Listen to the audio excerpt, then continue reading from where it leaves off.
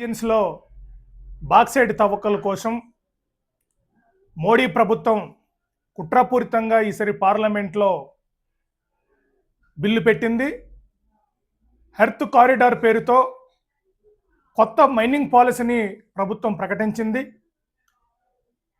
ఆ నేపథ్యంలో APMDC Alluri regions ఉన్న 615 టన్నుల బాక్సైట్ కావాలని కేంద్ర ప్రభుత్వానికి దరఖాస్తు చేసుకుంది.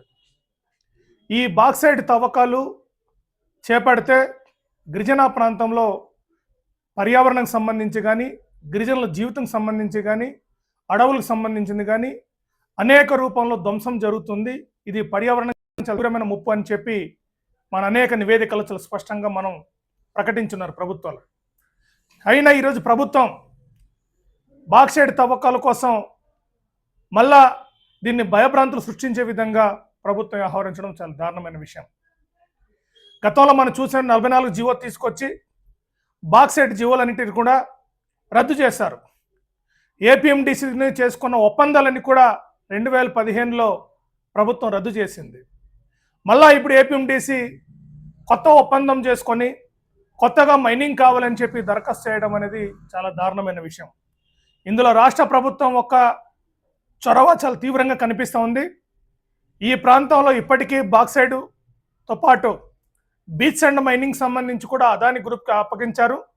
అటువంటి కుట్ర ఈరోజు ప్రైవేట్ కంపెనీలు తీసుకొచ్చి ఏజెన్సీ ప్రాంతాన్ని కూడా కట్టబెట్టడం కోసం ఒక పెద్ద ఎత్తున ప్రయత్నం జరుగుతుంది.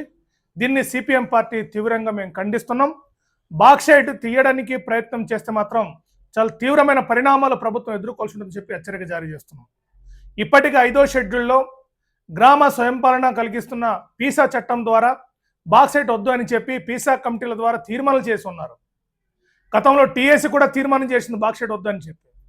అయినా ఈరోజు గిరిజనులు కోరుకుంటున్న వాటిని ఇవ్వకుండా గిరిజనులకు అక్కర్లేనిది ఈరోజు గిరిజన ప్రాంతంలో ఎగ్జిక్యూట్ చేయడం కోసం ప్రభుత్వం ప్రయత్నం చేస్తుంది.